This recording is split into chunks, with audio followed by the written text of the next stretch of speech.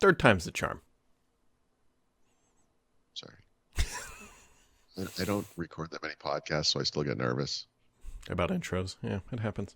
What are we doing? Here we are, along with Edge version 106, which just is a nothing. I don't know. Like it's 106. That's a lot of edges.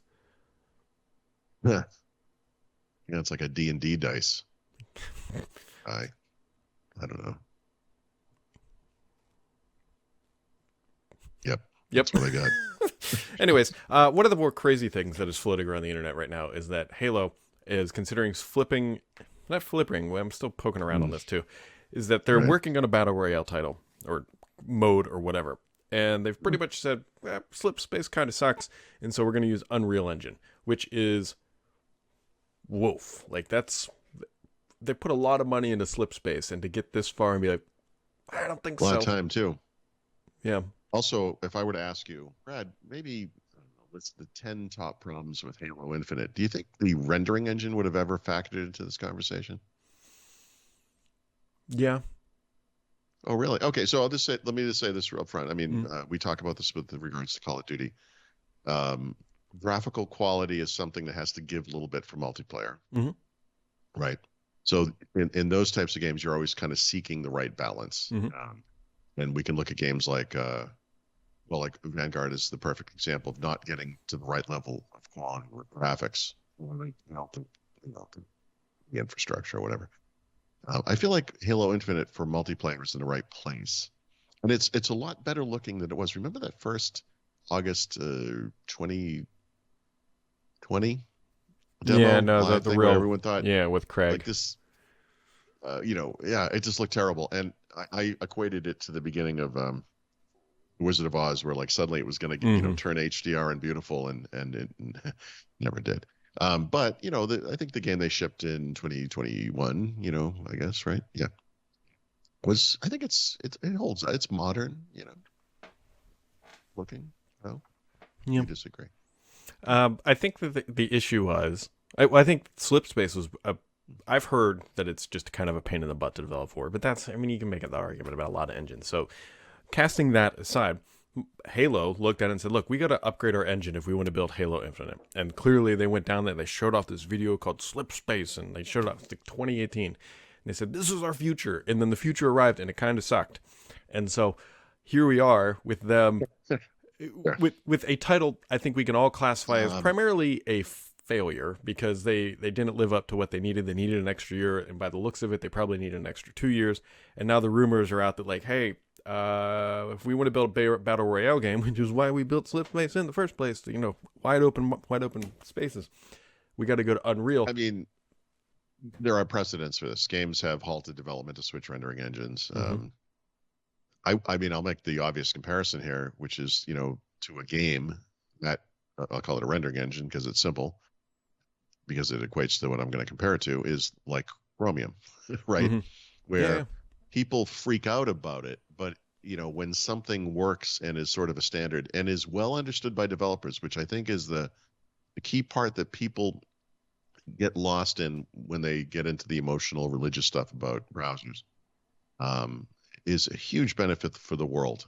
And in this case will be a huge benefit for gamers. I mean, it doesn't mean that Halo is going to look like other games based on this rendering engine, right? I mean, it's not going to, look, it's like a Call of Duty game or whatever, the Call of Duty probably uses something else. I don't even know. But it's weird not to have done this for the release of Halo Infinite, does it matter? I mean, for example, is, what's it called? Battlezone? No, what's the Call of Duty? Warzone. Is Warzone based on the same rendering engine as the game it comes in the box with? Not that there are boxes anymore.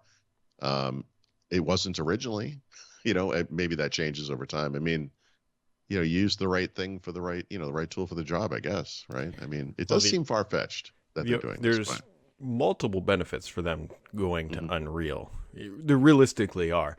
The best analogy I can think of is that Unreal is the WordPress like equivalent of the industry, right? And so if Halo needs new developers or additional support, going Well, out that's and what I finding mean. a shop that understands Unreal is way That's easier than exactly saying, right. hey guys, you know how to build on Slipspace? And everyone's like, on what? And Right. Yeah. so, No, that's exactly what I'm talking about. You know, it's there are people on the outside who have really strong opinions about this stuff, but yeah, exactly. And by the way, you know, if I was going to choose the number one problem with Halo Infinite today, I would have said 343 Industries.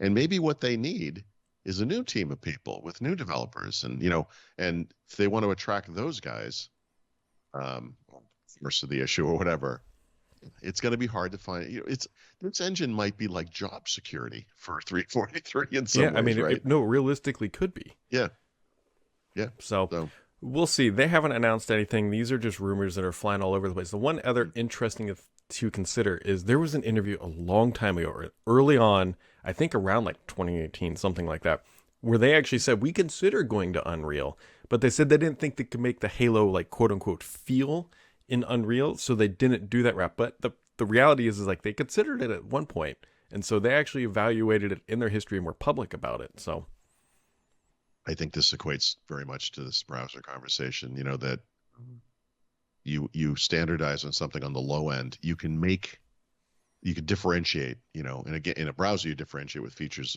You know, around the thing you're looking at. In a game, you differentiate, obviously, look and feel, music, you know, whatever. yeah, But yeah.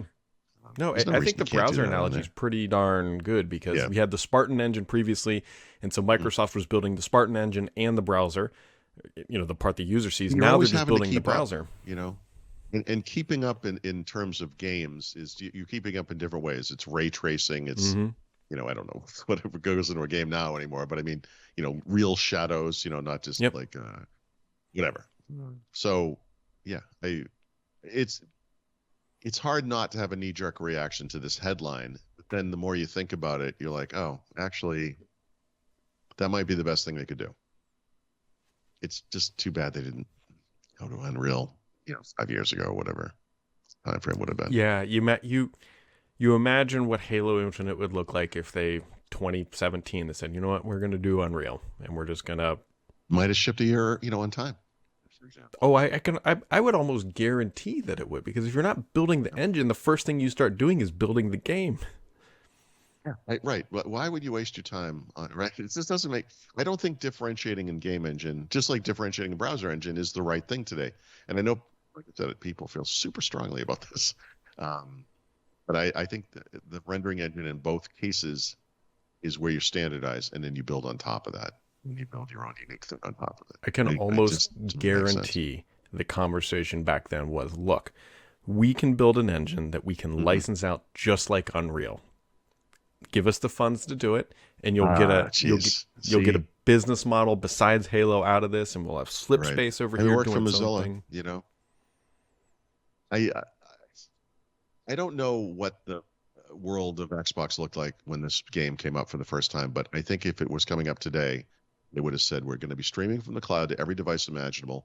We're working PCs and Xbox consoles natively. Mm-hmm. Why on earth would we recreate something that has already been done that lets us do those things? Yep. It just doesn't make sense. And you know, maybe when Halo Infinite came out, you know, it was a different world. I don't know. I'd have to really think back to what it was like then, but it's just too, you know, for hindsight, et cetera, but it's too bad. Yep. Anyways, the reason why we had to start 3 times is Paul kept trying to tell me he had a technical question, and I kept just blasting through it, ignoring it. So for the past year, I've been kind of talking up this more mobile setup that I'm using, right? So I'm using a laptop now instead of a desktop computer, which I know doesn't sound particularly advanced, but I worked the same way on computers for, 20 plus years, whatever. Anyway, so it's worked out great. The one thing that kind of threw a wrench in, well, actually 2 things threw wrenches into this whole plan was, hey, I bought a place in Mexico. So what does that look like? How do I, duplicate this setup over there if I want to? And I got an HP conferencing monitor, which kind of resets like how things are configured, right? I'm using an external monitor, which I don't usually do. I know a lot of people like to use 2 monitors, but it has a built-in USB-C hub or USB hub, I guess. So I don't need a separate dock or hub or whatever. So you still have one cable, but that one cable now just goes to the monitor. This has worked well for me. until about a month ago, maybe 2 months ago. All of a sudden, I started experiencing really bad browser performance issues. I should say, sorry, my setup is laptop's closed, single wire out to the monitor. Mm-hmm. The monitor is the only display. For some reason, I've had serious browser performance issues. Just started, like a month or two ago. I thought it was the laptop. So I swapped out the laptop a week ago, 10 days ago, something. And I'm having exactly the same problems on this computer. Now, these are 12th gen Intel, so there are all these variables. I don't know exactly what it is. But what I do know is, before we started this show, this is a 16-inch laptop. So I put it on the stand, opened the lid, turned off the external display. I'm still using the single wire out to the display because it has the hub, and that's how I connect to the keyboard and the camera and blah, blah, blah, whatever. It's fine. So this thing works fine on its internal display, as you would expect of a computer. So I guess what I'm trying to say is, I wonder if anyone else has ever experienced this kind of an issue. I'm also curious why it only started happening a relatively recent time ago, because I'd have to go back and look. When I first got this monitor, it was probably several months ago. I don't remember the exact time frame, but it's a weird thing. Cutting that display out of the picture completely solved this problem. So here's an interesting tangential observation. Infrequently, your mic volume drops. Oh, do you think that might be tied to it too? Well, there's more than that. What webcam are you using now? I'm using a Dell webcam now. So I kind of went back and forth. The HP also had sent me a 4K webcam. No, I remember you were flipping back and well, there was another issue. So Dell sent me one too. So I'm using a Dell 4K. There was another issue. I wonder if it's too much. I wonder if I'm driving too much through it. I think maybe that's the issue. Actually, maybe the issue can be tied back to when I got the HP 4K webcam. That actually is about the right time frame. I was thinking it was a bandwidth issue, because when every once in a while, and it's not tied to the mic, and I haven't seen it today. That's just why I asked about the webcam. Last week, you could probably go watch it. There's times where I thought it was Teams, but then we did it from your phone and it was perfectly fine. It was almost like your audio and your video got out of sync, and then you would freeze for a millisecond, and then it would repop. It's almost there's a bandwidth issue. It could be because I'm probably driving this thing at 4K like an idiot, which is unnecessary for one thing. But okay, so that is that's my fascinating guess. to me. I bet that's what, because that actually does work with the time frame. I think I'd have to go back and check, but I think that's exactly right. So the two solutions here would be, well, there's three solutions. Don't use the camera, because the monitor does have a built-in webcam. It's just crap. It's the crap. Obviously, one of the big issues I've had over the years with regards to this is the camera quality, right? So I'm trying to solve this, right? But your camera quality looks fine right now. Yeah. Right. The second solution would be to go and look at the settings and drive it at a lower resolution and see if that solves the issue. And the third would be to plug it directly into the laptop and not go through the hub that's in the screen, right?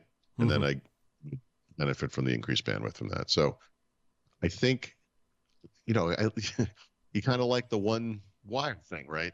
But what's the big deal if I put one? So for tomorrow, I will experiment with. I'll just plug the camera in. Well, first I'll look at the settings, but I'll plug it into the computer directly and see if that solves the problem. Interesting. I thought I was going to have to get feedback from. Look at you solving problems. Smart. Sometimes. Occasionally.